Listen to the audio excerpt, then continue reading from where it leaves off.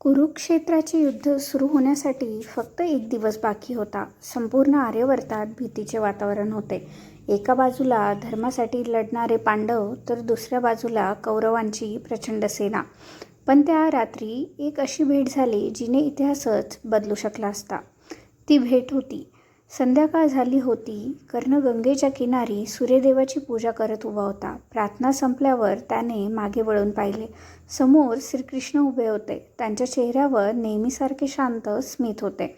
कर्णाने नम्रपणे प्रणाम केला.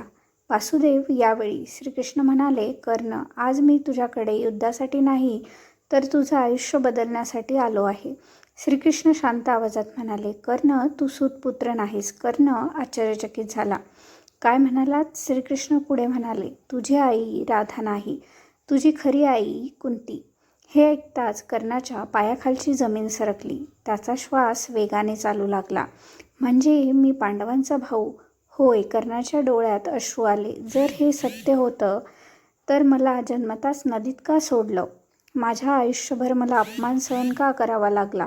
लोकांनी मला सूतपुत्र म्हणून का हिणवलं? श्रीकृष्ण शांतपणे म्हणाले, प्रत्येक जन्माची परीक्षा वेगळी असते कर्ण.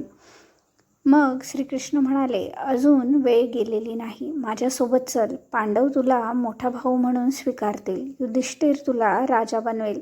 भीम तुला मिठी मारेल. अर्जुन तुझ्यासमोर नतमस्तक होईल. द्रौपदी तुला ज्येष्ठ मान देईल. युद्ध थांबू शकतं. काही क्षण संपूर्ण वातावरण शांत झालं. कर्णाच्या मनात विचारांचं वादळ उठलं. एका बाजूला जन्मदात्री आई, सख्खे भाऊ, राज्य, सन्मान. दुसऱ्या बाजूला दुर्योधन, ज्याने संपूर्ण जगाने अपमान केला तेव्हा त्याला सन्मान दिला. त्याला अंगद देशाचा राजा बनवलं.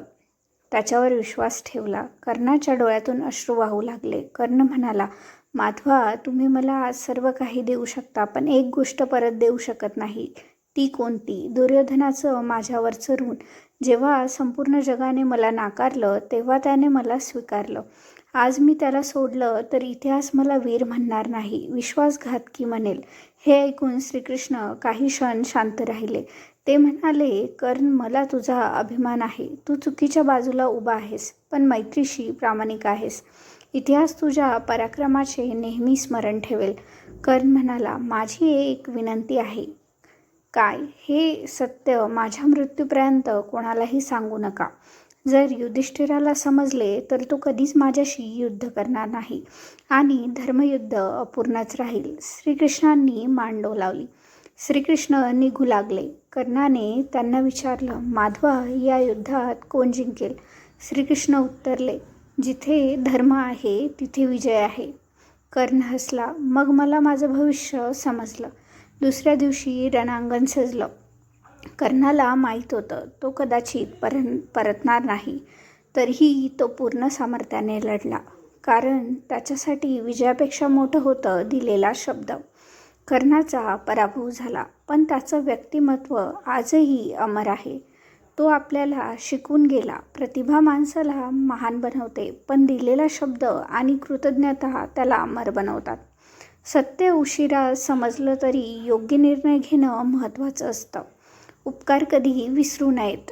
मैत्री आणि कर्तव्य यांच्यातील संघर्ष अत्यंत कठीण असतो.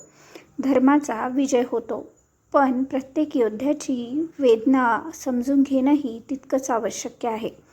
कर्ण युद्ध हरला, पण त्याची निष्ठा आजही जिंकत राहते. म्हणूनच महाभारतातील सर्वात शोकांत पण सर्वात तेजस्वी व्यक्तिमत्व म्हणून कर्णाचे नाव आजही आदराने घेतले जाते.